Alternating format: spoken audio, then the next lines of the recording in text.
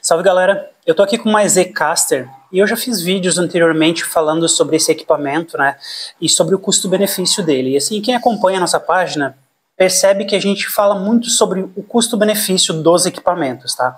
E essa máquina especialmente, ela me chama muita atenção porque ela tem uma usinagem muito boa, ela é uma máquina simples, ela é barata de comprar, tem uma bateria bem estável, apesar de pequena, e o conjunto dela é muito interessante.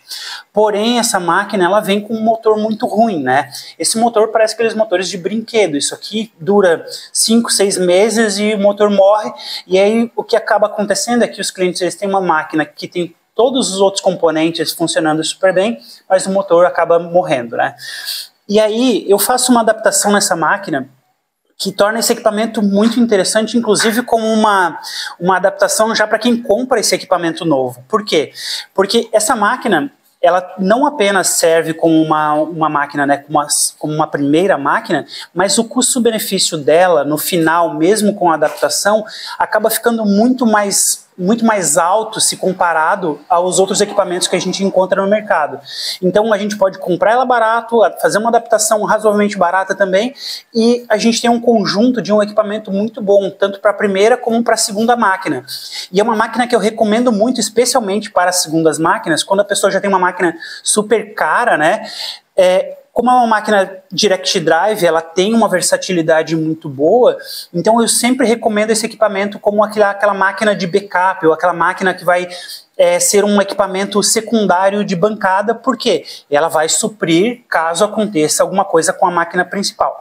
E para quem também está começando e quer ter um equipamento bem legal, bem versátil, um custo bem baixo, então essa é a minha recomendação. E como é que é feita essa adaptação? Primeiro, né, o motor que vem nessa máquina, como eu já falei, ele é um motor bastante ruim. E ele fica projetado para a parte de trás, e eu fiz aqui um desenho como se fosse a vista superior do equipamento, para que vocês entendam que eu não posso simplesmente tirar esse motor e colocar qualquer motor no lugar. Primeiro tem que ser um motor bom, né? Então eu coloco um motor suíço de um desempenho muito melhor do que o que vem nesse equipamento, mas eu preciso respeitar o seguinte, essa máquina, ela vem com um motor que ela encaixa nessa posição aqui, ó, e ele fica até esse ponto aqui. Então, como vocês podem perceber, esse diâmetro da quina do motor aqui, o eixo fica para frente, né? Esse diâmetro da quina do motor aqui, ele influencia, porque se esse motor for muito grande, eu simplesmente não consigo fechar a máquina. E esse é um detalhe muito severo que determina a maior parte da estrutura das máquinas do tipo PEM, né?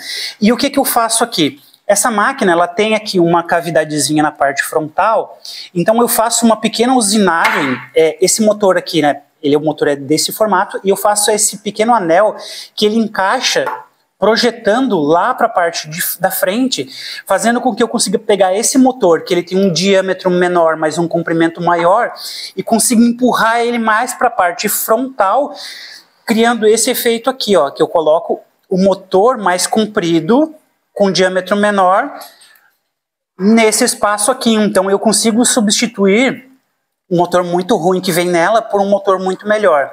E outra coisa muito interessante também é que o seguinte, esse motor, olha só o comprimento do eixo. O eixo dele, né, o motor original, ele é muito curtinho.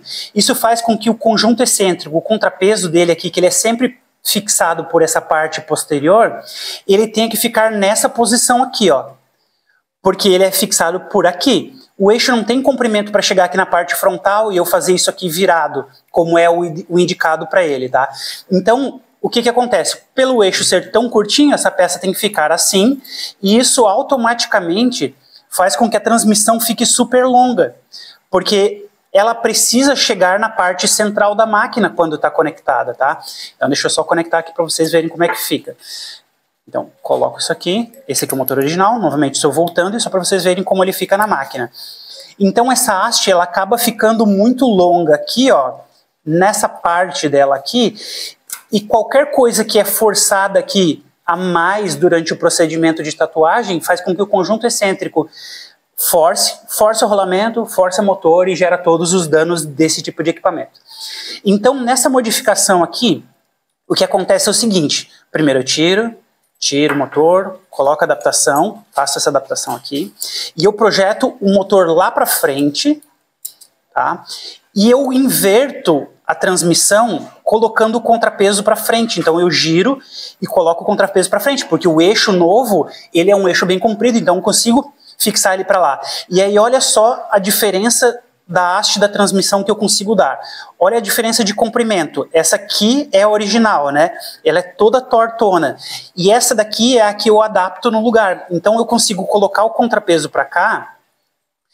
Isso faz com que a minha haste fique super estável, porque ela não tem mais esse ângulo aberto desse jeito aqui. Ou seja, dá para pressionar muito mais aqui e isso mantém a estabilidade da transmissão, pois esse tipo de torção de transmissão aqui que eu expliquei anteriormente é o que causa a maior parte dos problemas nos equipamentos de tatuagem.